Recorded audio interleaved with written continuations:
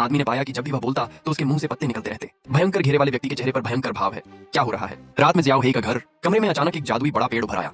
वहां ठीक 1000 पत्तियां लटकी हुई थीं।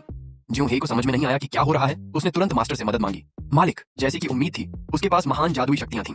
उसने अपनी उंगलियों से गिनती की और शियाओ हेई से कहा कि अब से जब भी वह एक शब्द कहेगा, पेड़ से एक पत्ता गिरेगा। जब तक सभी पत्ते थे, यदि वे सभी गिर जाएं तो आपका जीवन समाप्त हो जाएगा।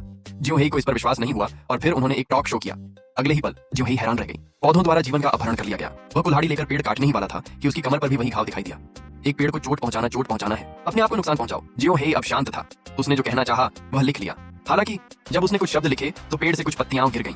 ज्यों हेई लगभग गिर जाना। जियाओ हेई, जो आमतौर पर बहुत बातूनी है, अब बोल नहीं सकती और उसे बवासीर होने वाला है। वह नाचते हुए एक कप कॉफी खरीदने के लिए तैयार होकर कॉफी शॉप में आया। टोंगबी में क्लर्क ने उसके लिए 6 बड़े कप मंगवाए।